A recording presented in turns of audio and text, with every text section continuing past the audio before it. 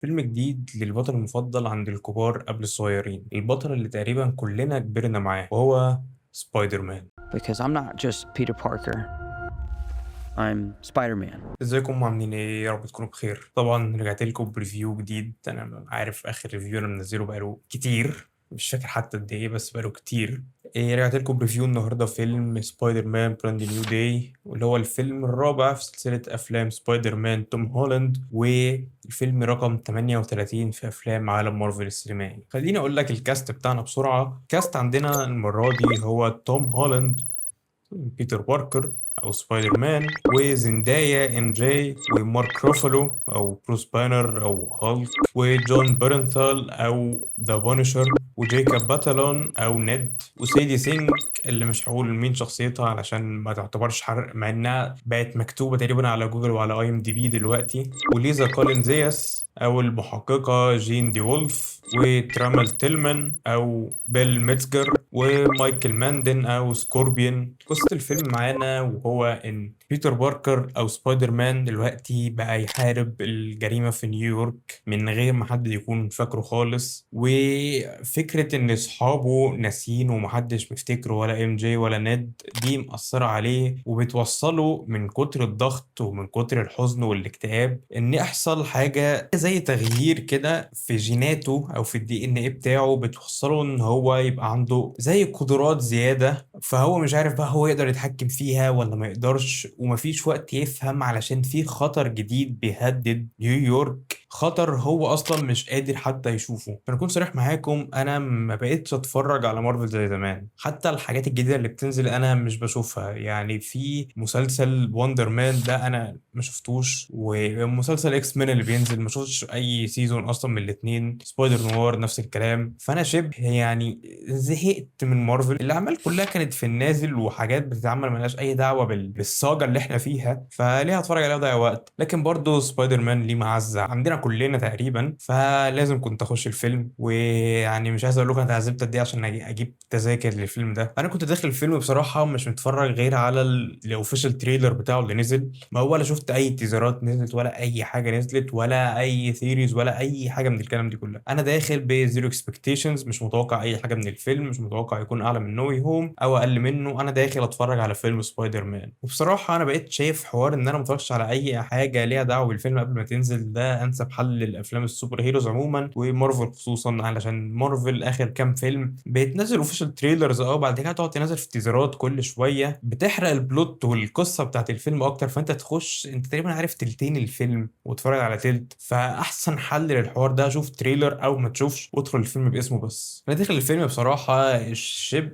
عندي تاكيد كده ان الفيلم مش هيكون بنفس حجم نو واي هوم، وطبعا اكيد مش كل فيلم لسبايدر مان لازم هيبقى فيه مالتيفيرسال كرايسيس او يجيب لك بقى ناس من عوالم تانية وبتاع. ده مش سبايدر مان اصلا، هو اسمه ايه، فريندلي نيبرهود سبايدر مان، سبايدر مان الودود. فمش شرط كل فيلم ليه يبقى مجعلص ومحشي شخصيات من عوالم مختلفه وكده. طبعا دي حاجه حلوه، انا مش بقول ان ده حاجه وحشه، بس مش لازم كل فيلم يكون كده. بالنسبه لي كويس ان الفيلم ده ما كانش كده، عشان كان هيبقى بصراحه ايه، مش عارف اوصف الشعور اللي انا كنت هحسه ساعتها. بس هو كده كويس. بس المفاجاه بقى ان انا الجزء ده عجبني اكتر من نو واي هوم. انا بس حابب اقول حاجه، تقريبا نو واي هوم ما اتفرجتش عليه ولا مره من ساعه ما شفته في السينما، ممكن شفته مره واحده ولسه فاكره، ودخلت الفيلم ده من غير ما اتفرج على اي حاجه ليها دعوه بسبايدر مان قبل كده. فانا داخل الفيلم ده كده على الابيض، والفيلم عجبني. الفيلم انا شايفه احسن من نو واي هوم بصراحه، بس برضه حطه في الاعتبار، يعني دي وجهه نظري دلوقتي من غير ما اعمل ريواتش لاي حاجه. يمكن لما اعمل ريواتش المارفل، عشان كده كده هعمل لها ريواتش عشان دومز داي اخر السنه، بس يمكن لما اعمل لها ريواتش اغير رايي لما ارجع اشوف نو واي هوم تاني واصنف الافلام بقى بترتيب كويس. يعني انا دلوقتي مصنفها اي حاجه باللي انا فاكره وخلاص، وهنيجي لنقطه التصنيف دي في الاخر. برضه فيلم بصراحه جامد من كل حاجه، بس اهمهم بالنسبه لي كان التمثيل. توم هولاند خطير في الفيلم ده، قدم اداء درامي جامد جدا، يمكن عدى اداؤه كمان في ذا اوديسي اللي انا بالمناسبه هعمل عنها حلقه. بس الاوديسي بقى بتاعت هومر مش بتاعت نولان، انتظروا الحلقه دي. اداؤه كان جامد جدا، اداء درامي جامد جدا، مشاعر كتير بتتضخ كانت في المشاهد بتحسها، مش هقول لك انك ما بتحسهاش، بس مش بالدرجه اللي هي تخليك، او ممكن هتتعاطف بس مش بالدرجه اللي هي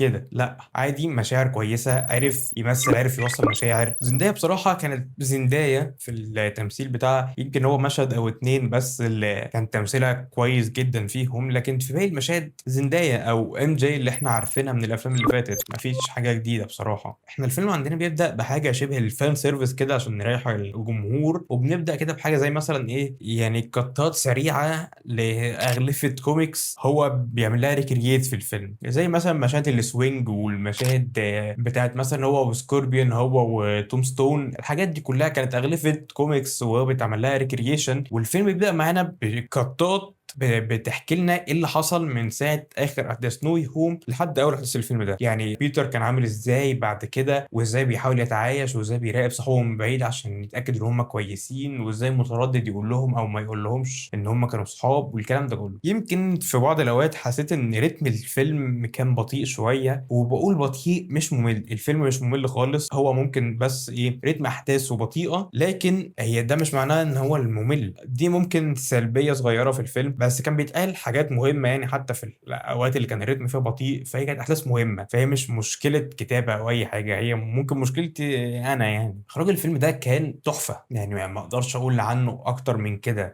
الفيلم اخراجه عظيم، حبه كادرات سوينجينج شوتس اتاخدت يعني فكرتني بافلام اندرو جارفيلد يعني، وحاجه عظيمه. واول مشهد في الفيلم هو ده مش هيعتبر حرق، هو تحسه طالع من اللعبه بتاعت مارفل سبايدر مان، نفس الحاجه بالظبط. وغالبا انا شفت تقريبا فيديو او ريل حاجه كده حاطط الشوت اللي من الفيلم واللي من اللعبه، تقريبا نفس الحركات بتحصل. الفيلم ده اقرب حاجه للعبه تقريبا من ناحيه كل حاجه، حتى اليو اي اللي كانوا مستخدمينه في البرنامج بتاع سبايدر مان والبرامج اللي بيستخدمها تقريبا هو نفس اليو اي بتاع اللعبه. فلا دي حاجه بصراحه جامده جدا، الاخراج عظيم جدا، حبه شوتات جامده جدا. انا فاكر كان في كام مشهد انا صورتهم صور بالتليفون من كتر ما كان المشهد شكله حلو. بصراحه الموسيقى التصويريه بتاعت الفيلم مش هقول ان هي الواو، في العادي منه خالص يعني، بس اللي كان حلو جدا في الفيلم هو الساوند تراكس بتاعته، تقريبا كل الاغاني اللي اشتغلت جامده جدا، وطبعا اهمهم بالنسبه لي هي لوزر بتاعت تيم امبالا، دي اصلا يعني اغنيه عظيمه. الفيلم بياخد زاويه مختلفه من سبايدر مان، يمكن كمان اول مره تشوفها في افلام سبايدر مان. اقرب حاجه ليها مثلا كان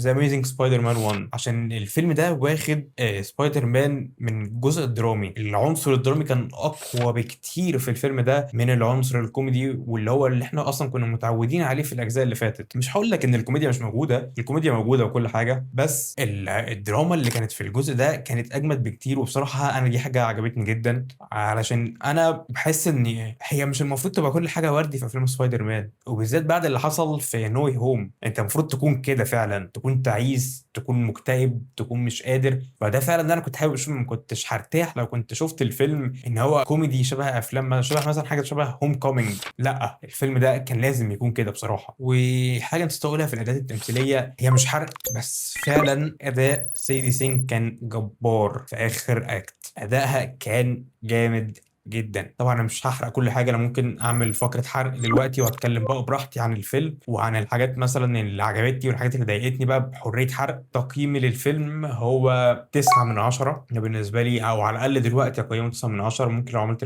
ريواتش للافلام اللي فاتت التقييم يتغير. وترتيبي الافلام توم هولاند هي هتبقى فار فروم هوم رقم 4، هوم كومينج رقم 3، نوي هوم 2، براند نيو داي رقم 1. وغالبا الترتيب ده هيتغير لما اعمل ريواتش. خليني بقى اتكلم بحريه حرق. طبعا المفروض كلكم تكونوا عارفين ان سيدي سينج طلع دلوقتي جين جراي اللي هي ميوتنت. انا كان عندي نظريه صغيره كده هي في دماغي، ان لما هي حاولت تدخل في عقل بيتر في اول الفيلم خالص، هي فعلت عنده الميوتنت جين في الدي ان ايه بتاعه، فده اللي خلاه بعد كده يحصل كانه بيتحول لمان سبايدر شبه اللي في الكوميكس. ده اللي ما اتقالتش في الفيلم اذا كان دي صح ولا لا، وما غالبا ما حدش طلع بعديها قال ان الكلام ده صح او لا، بس ده اللي انا يعني جه في دماغي بصراحه، عشان هو بدأ يتحول من بعد اللقطه دي، فانا قلت اكيد هي فعلت عنده الميوتنت جين حتى لو بالغلط، بس هو اتفعل عنده. اداءات سيدي سينج عظيمه جدا في الفيلم ده، وسيدي سينج عموما اداءاتها جامده جدا في اي حاجه بتمثل فيها. ان انا اتفرجت لها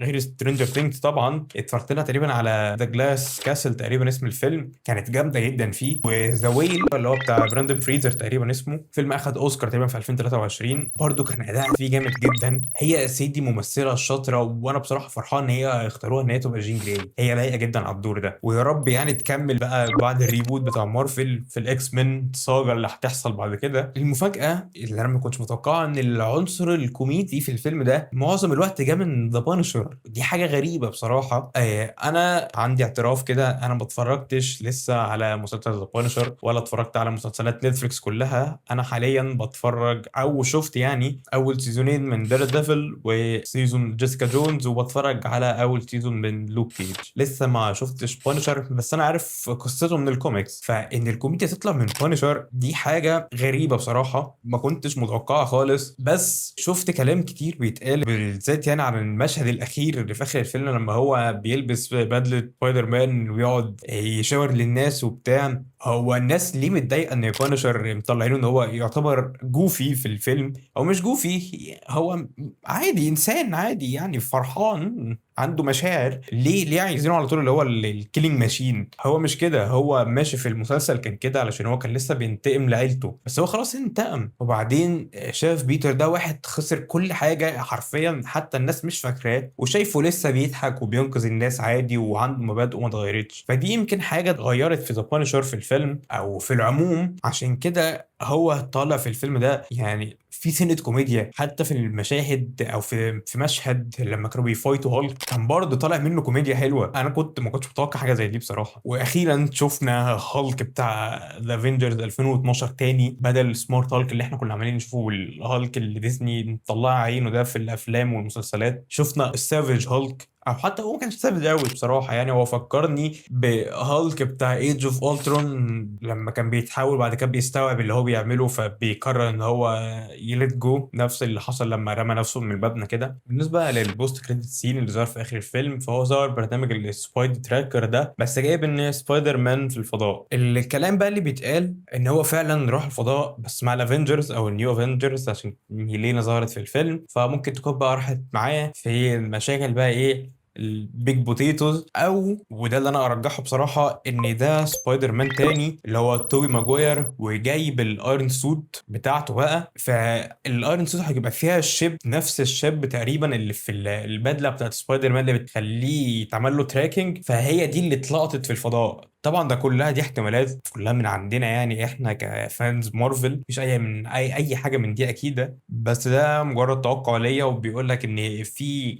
الشاشه عملت جلitching في حته معينه في البوست كريدت، هو بيجيب ان هو في الفضاء واتكتب رقم العالم بتاع تومي ماجواير، فممكن يبقى هو. طبعا كلها يعني نظريات، في الاخر كل الكلام ده هيتاكد المفروض كمان 4 شهور وبس. كده نكون وصلنا لاخر الفيديو. طبعا عارف ان ده فيديو بعد وقت طويل قوي من اخر فيديو اللي منزله، بس معلش بقى كانت امتحانات وبتاع. بس استنوا ان شاء الله يعني العودة، مش هقول بغزارة برضه عشان يعني مش عايز اتربط بكلمة، بس ان شاء الله العودة جاية يعني. وحاليا انا بكتب فيديو عن الاوديسي، وان شاء الله هحاول انزله لكم في اقرب وقت. تنساش تعمل لايك وشير وسبسكرايب، وتعمل لي فولو على الانستجرام والتيك توك والليتر بوكس. تحت هتلاقي كل اللينكات على الشاشة دلوقتي وفي تحت في الديسكريبشن.